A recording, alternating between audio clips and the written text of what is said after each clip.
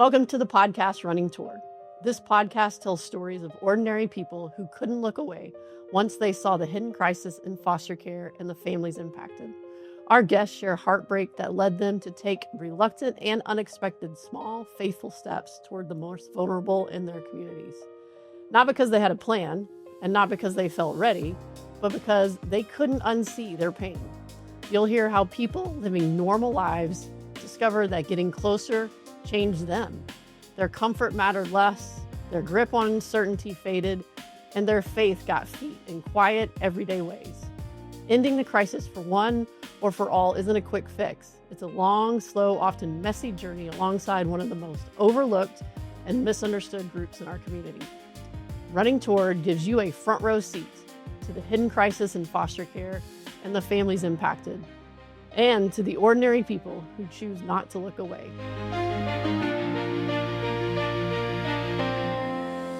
Hey, welcome back to the Running Toward podcast. Today is a story of someone who has a combination of faith, infertility, and foster care in her story in the past few years, and just a crazy way that it all collided, led also to a path to New Braunfels and a path to the Alliance, and has a unique twist to it in some of from the other people you've heard, in that she didn't grow up in church. So faith was not part of her story that led her to foster care or led her, even to working with the Alliance. But what we all shared was loss and seeing other kids and wanting to serve them. And so today I'm super excited for you guys to meet Ashlie. Thanks for coming, Ashlie. Thanks for having me. So tell me about your family right now. You've had a bunch of new changes, but what does it look like in the Surveya home right now? Like kids and what does a typical Wednesday look for you guys? Oh, it's very busy in our house right now. Yeah. We just recently adopted our second child from foster care. So we have a 3-year-old daughter we adopted last December. And then we just adopted our 2-year-old son. So we are very busy in the Surveya house. Toddlers are easy. No problem. So easy. I'm very much in that stage of life that, sorry, I can't text you right now because my kid is, trying to unalive himself somewhere. Yeah. Mm-hmm. Yeah. Yep. That's where it is. Yeah. So, and you're married? Yes. Yeah. My husband and I, Nathaniel, Nate, we've been married for 10 years. And we have no biological kiddos of our own, just the foster babies that now are adopted babies. Yeah.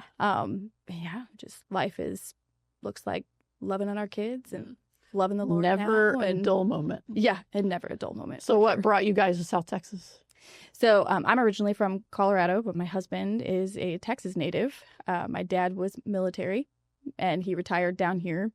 But in that process, I lived in Texas for a while, and Nate and I, we crossed paths in middle school. Mm-hmm. And then as adults, just right place, right time. I was in college. He had just finished college. And we just ended up being in the right place. And he moved to Colorado, and we got married there. After my dad retired, he moved down to Texas. And so all of our family was down here. After we started our life together, we decided that we were going to try to family plan.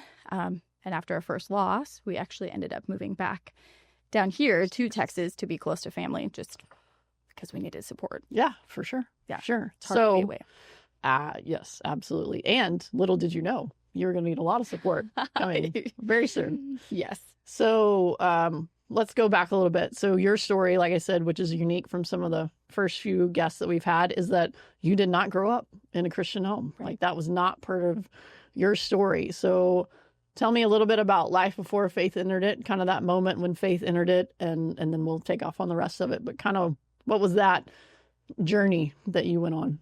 Yeah, no. So wasn't raised in a Christian home. My parents were both Catholic and had some church hurt there. And their beliefs were that as soon as I was able to make that decision on my own for all of their kids, it wasn't they were anti-church or didn't believe in God or any of that. They just wanted it to be our decision versus what they were brought up into.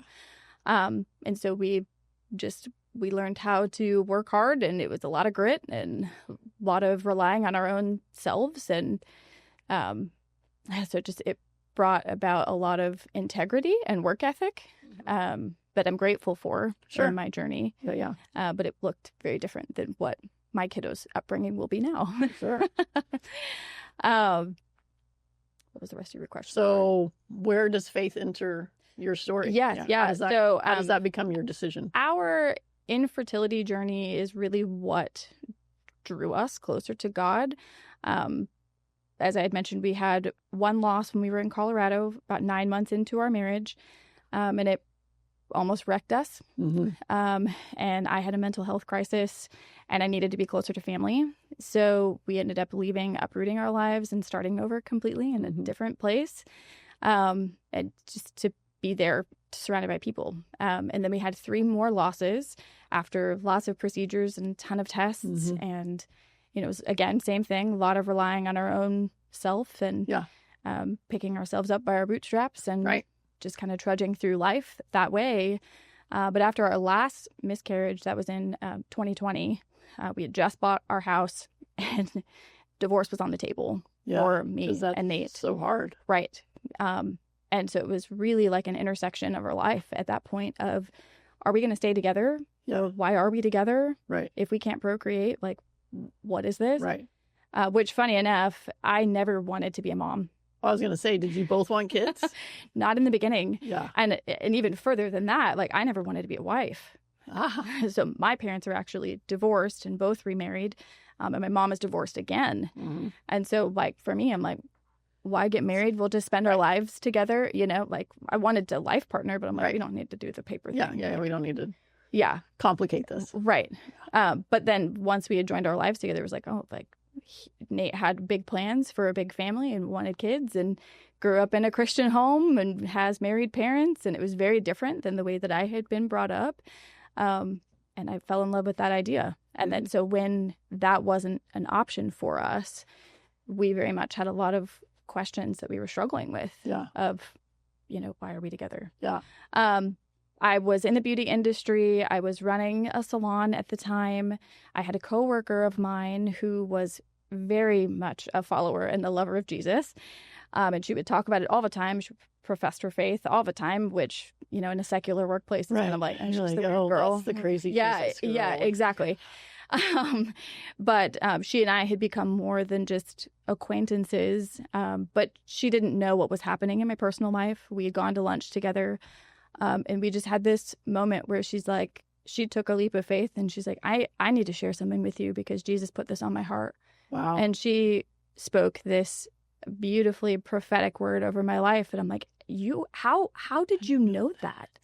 Yeah. Like you're like, wait, are there cameras? Yeah. I'm like, I literally had a fist shaking moment with God. Like, if you're real, I need you to prove this to me. Yeah. Because right now, like, why did you bring us together? Like, why did you bring Nate and I together? Why did you bring us on this life to down here to Texas, Right.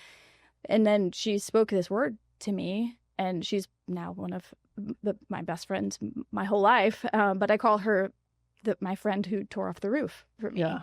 Because she was that person that was bold enough to speak to a secular person that was way on the other spectrum. Right. To tear off the roof and lower me to Jesus, and spoke this word over me that completely changed my life. Yeah. Because at that point, I was just hungry for it. Because I'm like, okay, he's real. Because there's no other way to describe that but miraculous. Yeah. And I just needed more of it. Yeah. So couple questions. In that season, you had to have some knowledge of faith because your husband obviously grew up in the faith in a Christian home. Were you like, prove yourself? Were you even arguing with God? Were you even like acknowledging that he may or may not exist? But if he does, I'm going to need you to like lightning it, like something, throw me a sign in the sky. Yeah, it was very much that, God, if you're real, like show me. Because I need you to show me. Yeah. And then that was when I had that conversation with my best friend. Yeah. And I was like, okay, I'm listening now. Got it. I'm listening. Yeah. So you're processing all these extreme losses. You and Nate are on the verge of divorce. How are you, before the conversation with your friend, how are you processing that as not a believer? Like, how are you processing all of that? Who are you mad at? Like, who are you taking all that grief to? What are you doing with all that sans Jesus? Honestly, I mean, back to my upbringing, right? We relied a lot on ourselves. My dad, military background, and it's not anything to his fault, just the way that we were raised, you dive back into work when things get hard, you focus on the things that you can. Just keep running. You just keep running. So I didn't really process any of it. Yeah. Until it came to that head, which is why we got to the point that we did. Because I think if we would have processed our grief better, instead of just internalizing it and pushing it down, it would have been a totally different situation. But all in God's plan, right? But we just dove right back into work, which was not healthy. Right. And worked a lot of hours. Yes. Would you say that in that season your identity was wrapped up in your work? Like how successful you were or how quickly you climbed corporate ladder? That was kind of your like, well, if I can't do this, then I'm going to do this because I can control this. I can control this. Yeah, absolutely. Because like I had mentioned, like I didn't want to be a mom. I didn't want to be a wife. Like I wanted to be a career girl. So you're just like, proof. We're not doing this. Exactly. It's like, see, like this is what the whole path I was supposed to be on. Right. We're not supposed to be. I was never supposed to be married. I'm not supposed to be a mom. Like this is the trajectory of my life. This is where I'm supposed to be. Yeah. So now your friend shares Jesus with you. You, I guess, start getting incorporated in some type of church somewhere. You start exploring that. Still married, so that played out. Right. You made it over that hurdle. So how, after you kind of started in that journey of being a daughter of Jesus, like how did you process the grief then? Like how did that look different than it did before you knew Jesus? There was so much hope in it after that. Because I'm like, okay, God, like if you have something different for my life, I'm hearing stories from other people, right. Of like overcoming great loss, like greater than ours, Right. Like stillborn deaths and things like that. You just like you hear all of these things and people were carried to the other side. And it was like, okay, like if this is meant to be my fire, like there's hope and a season there. And I think the hope helped me process through that. And one of the promises that God gave me was that we would have a family at some point. No idea what that was going to look like. Right. It's not like he was like, and in this year and this month in this way, this is how this will play out. He was just like, no, I gave you that desire. I'm going to plant that. Right. I'm going to make that happen. Right. And because of the miraculous intersection that I had, I think that just really helped me build my trust in God, like in the beginning. Because proof in life tells you this isn't happening. Right. The way that everyone thinks it should or expects it to happen, So you had to go from evidence suggests it's not going to happen. You're telling me this is going to happen. Right. So what do I do with this? Right. Yeah. Yeah. So in your marriage, how does that play out with you and Nate? Are there starting to be conversations like, okay, so if, maybe if giving birth to a child is not our path, like what starts the conversation to the point where you're like, we're going to foster? How does that play? Yeah. So, I mean, Nate had some church hurt in his past. So for him, going into more of an organized church setting was a little off-putting. So in the beginning, it started out as a couples devotional with that friend of mine and her husband, who they attended church, and they started slow with us. There was a lot of grace there. Right. It was like our therapy session. Don't scare them away. Pretty much.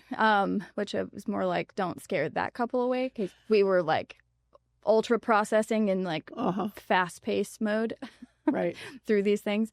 But we started to have more of an open dialogue, and he was more open to the things that God had for our marriage. And he was actually listening to me and like talking to God again and praying about, what we were supposed to be and trying to be the husband that God was calling him to be. Right. So through all of that, my childhood best friend and her sister, they are social workers. They work for CPS. And so like I knew the need. Yeah. Like she had been But before now, had it come up? Had you thought about it? Not personally. It was just like, it was her job. So like you weren't ignorant to it, but you were like, not my thing. That's not for me. Yeah. Right. But then as we were here, my best friend was going through a really difficult season at her job. And we were talking about the crisis in Texas specifically. And this was before my knowledge to the Alliance too, and still working 60-hour work weeks in the salon. But we kept coming back to this topic of, okay, like God said that we were going to be parents. Right. This keeps circulating in our realm of possibilities. We then met an attorney in our friend group who was like an attorney for the department. And it was like, so we just kept having these like little pieces around us that just kept gearing us towards foster care. Right. And then we were like, oh, yeah, okay, well, we'll look into some other options. Like, we'll look into IVF, we'll look into private adoption. Because I'd also heard the horror stories of foster care on the caseworker side. Legitimate, for sure. Right? And so I was like, oh my gosh, like, let's look at everything. And none of the options really felt right for our family situation. Right. It was just that nudge, like that just constant, like, this is over here. I think this is what you should do. And then we took that leap of faith in the middle of COVID. Because that's what one does, right? Yeah.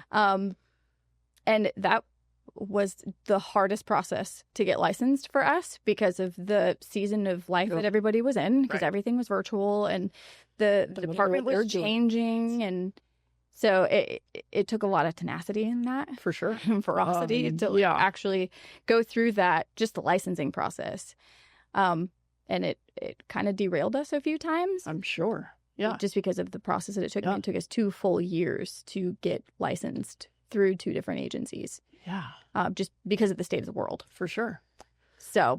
And you're largely doing this on your own because none of us had community during that season. So it's not like you're meeting with your small group and you're like all the things. It was very. And this was also before we had really established ourselves in a church family. Yeah. So we had no foster families that we knew. We had some private adopt families and then the caseworkers that we knew from that side of things, but no one who had actually walked it and done it. And like, so we didn't know what questions to ask or what to talk, how to even have those conversations with agencies. Like it was all brand new to us. Yeah.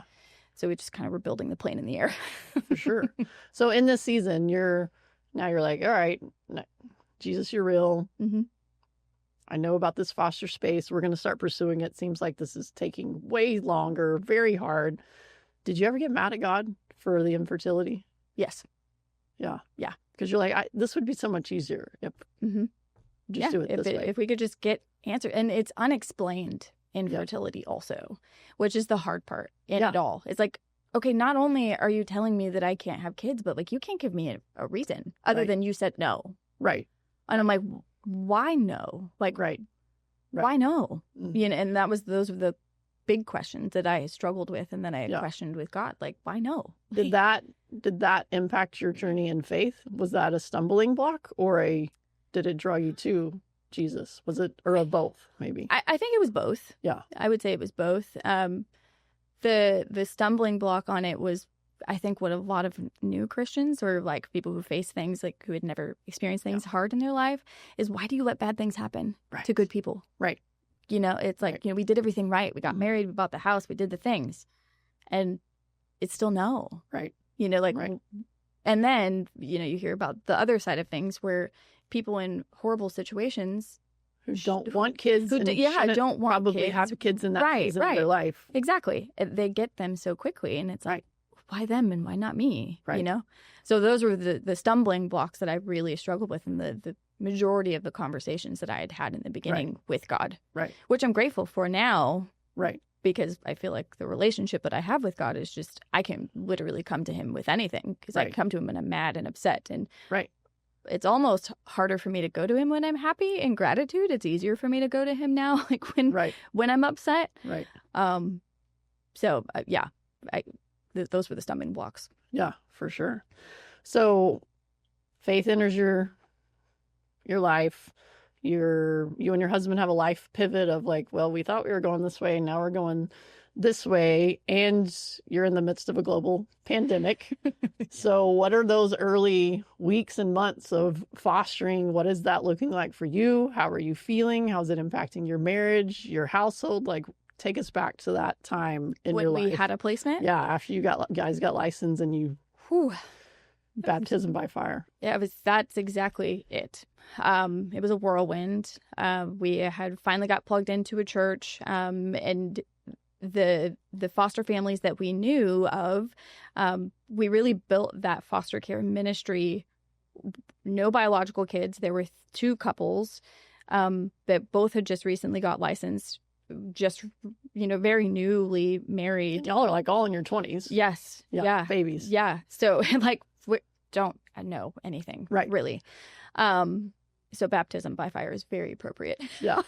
Walked into this space. We, those first few weeks, it's different, like having knowledge of kids and then bringing kids into your home. It's very rainbows and unicorns out here. Yeah. You're like, oh, I can do that. I can keep somebody alive. And then someone drops off this kid at your doorstep. Right. Or like in our situation, we had to go to a hospital to go and like meet this child for the first time. And you don't know what they look like. They don't know what you look like. And you're walking in, is like, is that him?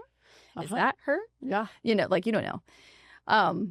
So it was very difficult transition for everybody. And also, you're going from 90-mile-an-hour career-driven woman working 60 hours a week, climbing a corporate ladder to now I've got to put on. Now you're a mom. Mm-hmm.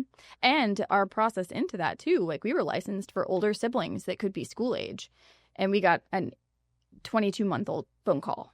Right. So it was very much like, okay, but like we felt at peace with bringing him into our home, but also it just wasn't our plan. You know, like you were not planning on adjusting your Tuesday. Right. You were just, they were going to daycare. Right. I would still work my hours. Right. We would do dinner and bedtime together and that go again on Wednesday, Thursday.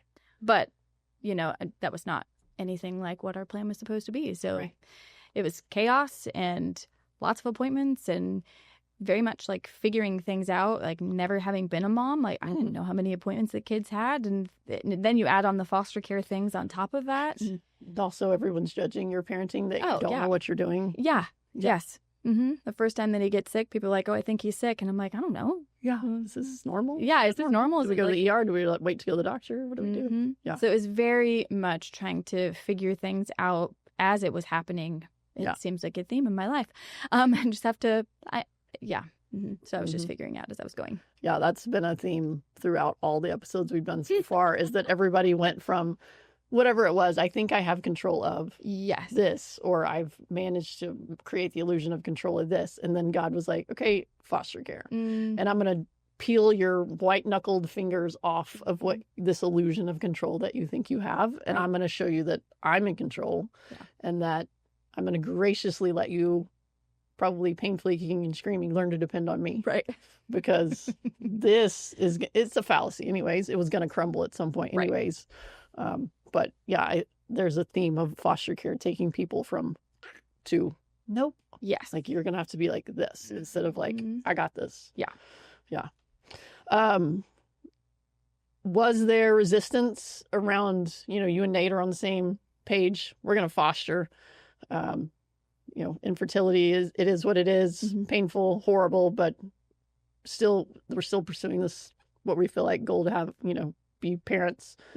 Was there resistance outside of you and Nate? Yes. Family wise? Yeah.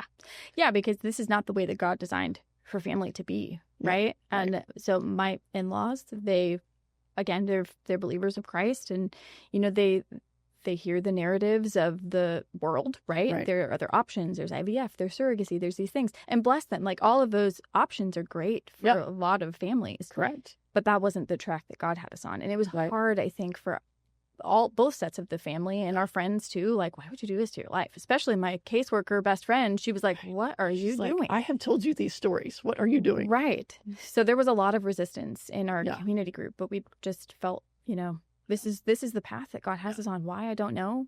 Right. And, the whole, even us moving to Texas, it was all by his design and where he placed us, because we should have ended up in Austin with my job, but I ended up here. Yeah. Exactly right in the middle of the crisis of the country, really. Yeah, unfortunately. Right. Epicenter. Yeah. So it was very divine. Yeah. So didn't want to be a mom, didn't want to be married. Now you're married. Now you're a mom. Career's got to work itself out because these two things don't work. You're only human, and you only have so many hours in the day. And also, you've lost multiple children. How does this season of your life, you're fostering for the first time, are you scared of losing this child? Are you guarding your heart? Are you jumping in the deep end? Like, where are you and Nate in this, like, okay, we now have a kid, but just like any others, but more so relevant in foster care, I have no control over what happens to this child 6 weeks, 6 months, 6 years from now. Right. I think we went into this very much with a rosy colored picture of what this was going to look like. The narrative of that story was very different in the beginning than the end. And, we had no experience and So you even our believed it. friends. Yeah, we That was your believed. first- Yeah, exactly. first mistake. We believed the narrative of what was happening, and it was very much like, this is it. This is future home. This is Right. this is the We need path. you to adopt. This is an adoptive Yeah, placement. yeah. They asked us 3 months into placement if that was what we were thinking. We were like, Right. okay, I guess this is it. Right. And so for us, like we did have that savior mentality. Right. At least I did. I can't speak for Nate, but yeah, I very much had this savior complex of like, I'm the better fit, and God put him in my home, and he said I'm going to be a mom, and this Right. is him. This is it. This is Right. our story. Clearly. Right. Like, Yeah. I've got all of my answers. Right. And so I think that was just the way that we entered into it, and that was how we handled our first. So what happened with the first placement? So parents worked really, really hard. They did everything they were supposed to do, and then the course trajectory changed, and he ended up being reunified with his family. Praise God now. Right. But in that season, that was a worse loss than any of our prior losses because he was tangible. I was going to say, because you kissed his face, Yes. you held him, you changed his diapers, you fed him. Right. Yeah. For like 200 and something amount of days, like he was our story, our situation. He was with us for almost a full year, and we saw a whole life with him. Yeah. Especially because of the narrative that was being painted. And so that was a face-to-floor interaction with God that I never anticipated. Was there like a... Yeah. What are you, like, you again? Yes. Like, again. Yeah. Lost here, now lost here? Like, what? Mm-hmm. Do you just not like me? Like, right. what is going on? Basically. So, I mean, and, even God had told me, like, he's yours. Hmm. And that was really hard for me. I'm like, why did you do this to me again? Like, you let me, like, paint this narrative and build this story in my head. And, like, I could see a whole life and future with him. And then you took it away from me again. Yeah. And that was probably one of the hardest seasons that Nate and I had ever had to walk through, and we handled it very differently. Yeah. It was like he was dying. Yeah. Like he did die. Yeah. It's exactly what one of our other guests, Beth Ann, said. Was the exact same thing when one of the little girls that they had for a year, when she left, she was like, I knew she was leaving in 2 weeks. And she said, I asked one of my foster mom friends, like, why does this feel like they're dying in 2 weeks? Because now we know it's this term called ambiguous loss, but it's a loss. Like, it's as if they died. They didn't die, but really good chance you're not going to know what happens in this child's life going forward. Yeah. And that last day with him is burned into my brain, like from the packing to the moments leading up to it. And just like, he has no idea what's happening. He's like, he's almost 3. Like, he doesn't know. Right. And, at that point, then he just goes and gets picked up by his biological family, which, praise God, like, he had a relationship with them. And so it should have felt fairly normal, but his whole life changed in that moment. And then ours did too. And it just felt like another dead season for us. Well, and what's unique about your story too with some of our other guests is you went from being a mom to not being a mom. Because I had no other kids in my home. Yeah. And that silence is deafening. Yeah. Like I could resonate with like people who had lost children at that point. Yeah.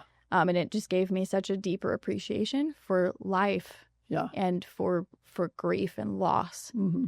And I handled that grief a lot differently than I handled the first ones. Yeah. Because it actually drew me closer to the Lord versus it pushing me away. Or, I didn't dive back into work. Nate and I we went on a vacation that we had planned to take our foster son on. We didn't cancel the trip. We just delayed it a little bit, and we ended up going. We went back to my hometown and did all of the hometown things, and it was sweet for us because that was where we got married. Yeah. And we really just got to spend time in the mountains with God and just worship, and we handled it much differently. So you can be angry with God over the path and journey that he's walking with you on, and simultaneously love and trust him. Mm-hmm. I think that's one of the things that I know I struggled with, because it feels like, well, you should just love him and be thankful and grateful, and you can't really be upset, but that's actually It's not in scripture, and it's not seen in lives of like, Right. no, you can fully be mad Mm-hmm. and confused and frustrated. And also, I trust you. I know you're in charge. Mm-hmm. I love you. I thank you for all these things. I still don't like it. Mm-hmm. I still don't like the path that you have me on. Right. Yeah. But I don't, but ultimately, what are you going to do? Right. You don't have any control anyways. Right. So you can choose joy, and you can choose faith, and you can choose to look at it as, God's still with us. He didn't forget us. He didn't give up on us. Or you can be like, screw it all. Mm-hmm. So what did you guys do? Did you foster again? Or were you like, we're out. Forget this. Well, so we had decided after our first placement went home, I decided. I was like, I'm done. I can't do it again. Like, that was too hard. Like, absolutely not. But nope. We're going to figure something else out. And, Nate, being the supportive husband that he is, he was like, and he also was devastated too. Like, that was his boy, right? Yeah. So we go on this vacation. We have this, just like time away, which was just good timing, I think, like just to get to reconnect and just be knew what was going to right. And in, I'm standing on this beautiful mountain, and God's like, you're going to do it again. And I was like, no, I'm not. Yeah, basically, I was like, no, I'm not. Yeah. And just like that was the theme through the trip. And by the end of the vacation, I was like, there's another one out there that needs me. Yeah. And I have lots of love to give, and we have this big house that we need to fill, or that we can fill. You don't need to fill it, but we can. We have the opportunity to do something really great here and to impact some lives. Yeah. And so when we got back, it shocked the crap out of every single person in our family, because 6 weeks after he went home, we decided we were going to refoster, or reopen and refoster again. And then we got a phone call 7 days later. Yeah. And that's our forever son. Yeah. We just adopted. Which we talked about in the last podcast too, of like, and even in my story, God didn't need me. Right. And I could have said no, but I would have missed. Yeah. I would have missed out. He didn't need you for your son, but he was giving you the opportunity. Right. Like, if you'll just be courageous enough to say yes one more time, I have. He wasn't ready yet. Right. But now he is. Right. Yeah, because, our son wasn't born yet. His story had, was starting to be written. Right. And he just, he had to do all of this work in me and Nate, in our marriage and our family, to prepare us for what was to come next. Yeah. And we had to have a very hands-off approach. And I think that helped. I mean, we grew such a greater appreciation for the struggle that biological parents go through to gain their children back. The mental illness piece that goes into that, and really understanding that no matter how much we love these kids, whether they're biological, adopted, foster, whatever, it doesn't matter, because God loves them way more than we ever could. And we have to trust him that whatever happens is part of their testimony. And I think that's the hardest part that I have learned so hard about being a mom. And you see it all over social media. Right? Yeah. It's like, but I can't protect them from their testimony. No. Like my parents you can try to kill yourself trying to. Right. Yeah. Right. Essentially. Yeah. And so I think we've really embraced that. Yeah. And after our first placement went home, Nate and I adopted this motto of we're going to break our hearts to make theirs whole. And that's really been our family dynamic that we've built our life on at this point, because it's they're worth it. Yeah. No matter what, they're worth it. Yeah. Because I don't look back on any of the things that led us to this moment and say oh man, I wish I would have. Yeah. I just wish I would have had a little. That costs too much. Right. Yeah. We talked about that with Beth Ann's story of somebody has to be the adult and they can't be. Right. And somebody has to be willing to say. And they shouldn't be. Yeah. And somebody has to be willing to say, I'll be hurt because you've been hurt. Right. And I'm the adult, and I'll heal. I have a fully formed brain. It'll gut me. You said, your first placement, it's going to gut me, but I can heal. I can heal. I'm an adult. Right. I've healed from other things. I'll heal from this. Right. It's not fair to me to look at you and go, I don't want to be sad. I don't want to be hurt. Yeah. I couldn't imagine meeting our son for the first time, our adopted son, and being no, I just can't walk through what this is going to do to me. Yeah, it's about me. It's about me. Yeah. So. Yeah, that was Beth Ann or talking about. We had the same lady that taught us both to be foster parents, and she made us all write down on a card, it's not about you. Yeah. It's not. It's really not. We try to make it about us, like my hopes, my dreams, my goals, and really, no, it's God's plan, and you get to choose to be obedient and do it, or not, and you miss out, and you're not the hero, and He doesn't need you. Right. He will find somebody, but you're gonna miss out. You would have missed out. Yeah. Yeah. I'm so glad we said yes. So you talked about biological family a little bit. Tell me, kind of like, what did you think about biological family before you got in the system? And how did that change once you actually met them face to face? Like the biological families. Yeah. So, man, it's a loaded question. You read this affidavit that comes with each kiddo, and we're looking at the worst day of this family's life. Correct. And we can make a judgment based on that because we're human, right? And it's very easy to paint a picture of what that's going to look like. But with our first placement, there was a mix-up at the CPS office, and we ended up smack dab in the same waiting room right after, kiddo was placed in our home. And I'm stuck in this really weird situation, like, okay, baby wants mom, but can I, right? Do I talk to them? Do I not? I don't really know, but they became real at that point. Yeah. And at that moment I could tell that they loved him, but I still had my own understanding and judgment from there. And then as that story kind of played out, I had processed through but I'm the better parent. Yeah. Just because their parenting style looks different doesn't mean that I'm any better of a parent than they are. Right. Knowing that now, but prior to that, for sure. Again, that savior mentality. That's what I'm saying. Everybody's going on that journey. Yeah. That's been a thread. But then as we had more placements, and every story and scenario looks different, because our daughter's story is very much different than our son's. But we walked through an entire service plan story with another biological mom, and we watched her thrive and struggle, and then thrive again, and then ultimately just succumb to the ways of her past. Yeah, the trauma. Yeah, her the trauma. Yeah, exactly, because she was a product of the system, and watch that story play out again, and unfortunately reunification was not on the table. And I have so much grace for her, because I can't imagine being in that situation. There was lots of frustration and pain on my part, because I'm processing through all of the damage that was done in this child, but then also trying to have grace in that she doesn't have Jesus. She has a mental illness. She's grappling with drugs and whatever else may have been, her story. Yeah. And so I just think I have a much greater appreciation for the struggle, and it's easier for me to pray and to consider down the line of having a relationship potentially with them. Yeah.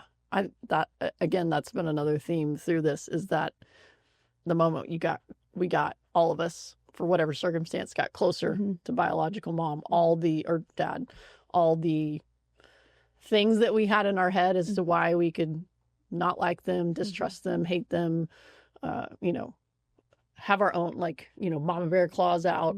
That kind of all starts melting away when you realize that mom you're sitting next to in the visit office was that baby 20 years ago. Right. And nobody did anything for her. Right. And she knows nothing. She doesn't know any different than to mask her trauma with drugs, or get in another abusive relationship, or, whatever the trauma, however it plays out. That is one of the things that I don't know that I would have learned or been willing to learn apart from foster care. Same. Yeah. That was quite the realization. So as your story unfolds, you're fostering these kids. One of them leaves, got you. One of them's now staying. How does that impact your relationship with the Lord? What is that season for you and Nate, and for you personally? It's changing your whole life, and now it's impacting maybe what you had your identity in for a little bit with work. How is your relationship with the Lord shifting as all of these moving parts are playing out? Oh my goodness, there was so much of that changing the grip from the white knuckling to, he was literally prying my fingers off of my life to change my posture from here to here. And we had talked a lot about that at church, and I'm like, yeah, okay, it's for somebody else. It's not for me. I've got this, not that, No.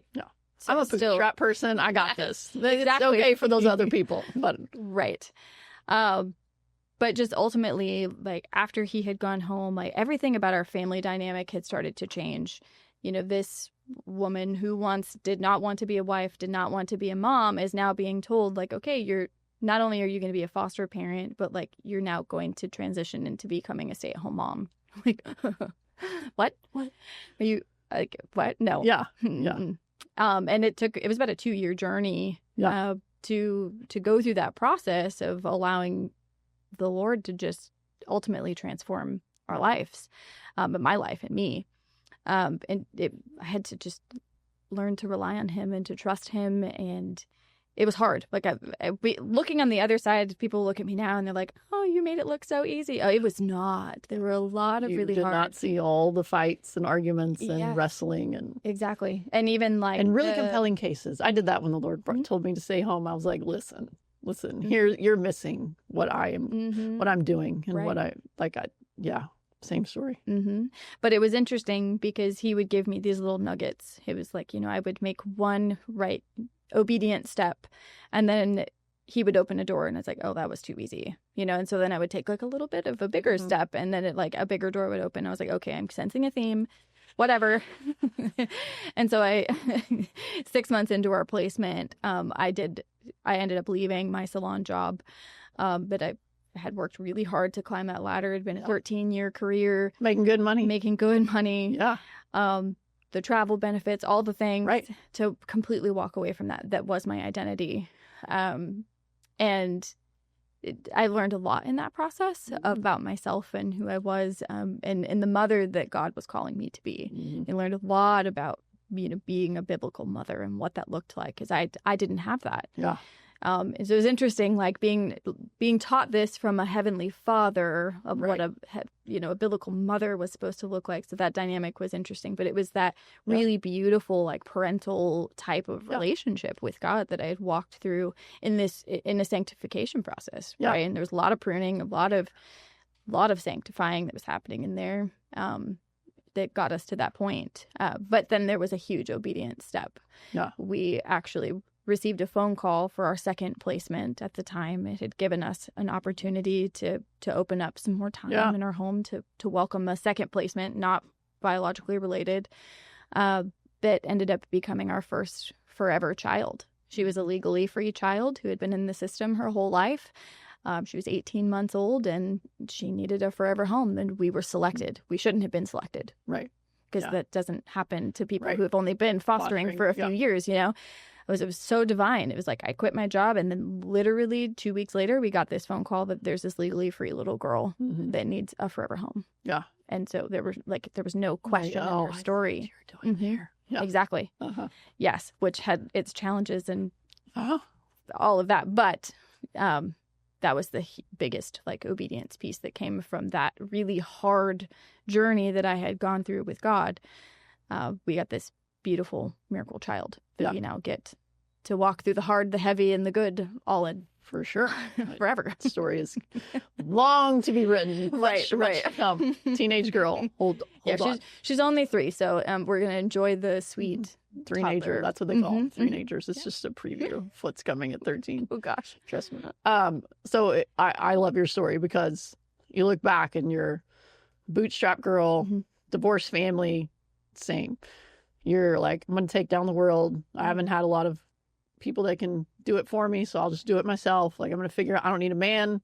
I don't need kids. Like, I don't even know if I want that. I'm just going to go. And largely we're successful at it. Yeah. Like you were doing it and, brought Nate along. You're like, all right, I'll relent on this one. I'll get married. That's fine. You're moving forward with married and then loss after loss after loss of something that you didn't even necessarily want to do. Right. You're like, I didn't, this was not really part of on my bingo card. Like I wasn't planning this. Right.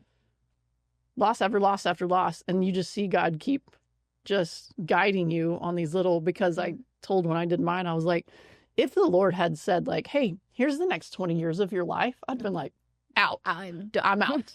That's not going to happen. B, if it is, I'm out. Like I'm not doing all that. And I just love these stories of getting to see God reveal exactly the only piece that we actually can handle, even though we want the 10-year plan. He's like, listen, you can't handle that. Here's your next step. I just want you to go talk to somebody about foster care. I just want you to go to the class. I just want you to go say yes to this placement. I just want you to do, just that next thing. So where do you see that in your life? You've told some of it, but even maybe parts you haven't told, where do you see that God just like giving you just what you needed to know so that you would be not terrified enough to say yes to the next thing, and then God showing up time and time again of like, just keep taking the next step? Yeah. I mean, there was a lot of conversation and then silence from God. And I don't do well when I don't have direction from people. I'm a rule follower. Yeah. So if I don't get direction, I'm like, oh my gosh, I don't really know where to go. But then it's kind of like a game of hot and cold with God. Yeah. So it's like if I took a step this way and I still didn't hear anything, I'm like, all right, yeah, I'm going to go this way. And then I would hear something.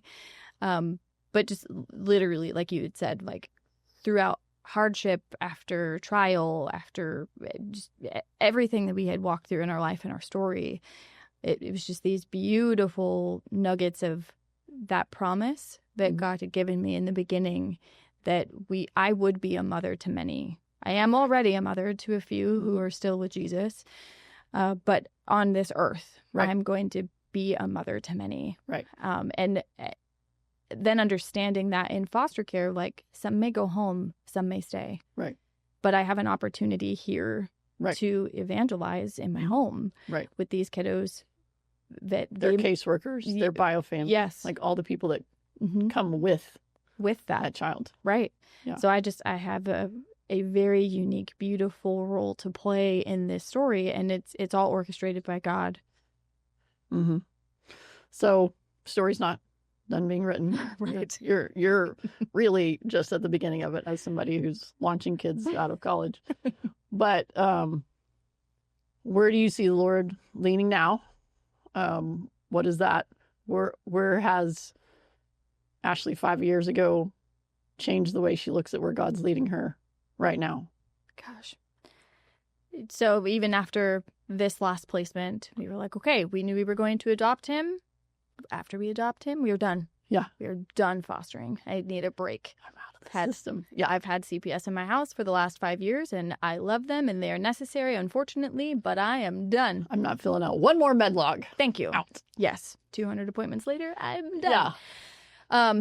But as we started to approach adoption day, or what that process felt like it was going to take forever, the lack thereof in adoption day, it felt like we were missing something. And I was like, all right, God, like, what am I missing? Like, what are we supposed to be doing here? And he's like, you're not done. There's another one that needs you. Mm-hmm. Again, like, wait, why? And, and I had brought this to Nate every time that, like, I don't think we're done. And I was like, okay, God, like, I really need to know, though, like, is this just me and my heart for this space and for kids? Like, I need to test this theory. Right. And I need you to tell Nate. Were you quietly hoping Nate would be like, no, we're done? Yeah. I was hoping that he would never get it. Because I'm like, he said no, so he never brought it up. So we're just not supposed to do it. But then shortly after, I had that conversation with God. It had, been about 6-8 weeks or whatever had gone by. Nate had a really honest conversation with me about, like, I feel like we're missing something. Mm-hmm. And I feel like we're not done. Yeah. I was like, But we have a sense of peace about this that we just that makes no sense. Yeah. Right? We literally have that peace that makes no sense, and I think we're in that stage right now where people think we're crazy because we've got. I feel like that is a definition of following the Lord. If people look at you and they're like, "That is the craziest," you're like, "I'm probably nailing it. Probably right where I'm supposed to be." Right where I'm supposed to be. Yeah. Because our families are, they walked through this with us. Our last case was 2 years. And they were like, are we done? Mm-hmm. I'm sure. Literally sitting in the courthouse, people are like, oh, I'm just so glad that we can put this behind us. And it's like, and this was before we had told anyone anything. But I mean, we just are really at peace with this situation. We feel like this is just our family legacy. Yeah. That, I don't know if 3 is going to be it. I don't know if this third one will be a forever child or we'll go home. Right. We're really going into this very hands off. I think we have changed that posture. in our home and the conversations in our home. And I think it's going to be really healthy for our kids because this is part of their story. Yeah. And it's going to open up hard and difficult conversations if placements do go home, why they didn't get to go home. Right. But that's what I'm looking at, is I'm looking to have healthy biblical conversations with my kids to explain the hard and the heavy as they're walking through it, and to not internalize and to not push it down. That's actually real life. Yeah. Yeah. Yeah. And I want them to feel confident in this, but as well just knowing this is what we do. Yeah. This is what Jesus has called us to do. This is what we do hard. We do this is hard what we things. do. Yeah. Yeah. So I didn't prep you for this, but so you can, I'll apologize later. But if you can look at that camera and talk to Ashlie when she was going through, I'm not going to get married. Talk to that woman who is in that same spot now, who is, I don't know that I want to get married. I don't know that I want to have kids. Or the woman who's, I said yes, and now I've had all these miscarriages. Like, talk to that woman of what you would have spoken to your heart in that season. Oh my. And this is where the tears go. There is so much more for your life than what you can imagine right now. There's a bigger story there, in all of the hard. It's part of your testimony, and you talking about it and your obedience opens up and gives freedom to other people to feel the hard and the heavy. And just know you can do hard things as long as you have that faith and you're rooted in the Lord.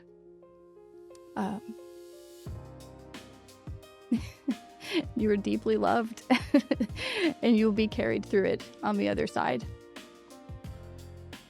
Thank you. Sorry, I threw that on you in the end, but that's powerful. And I know that there's somebody that probably needed to hear that.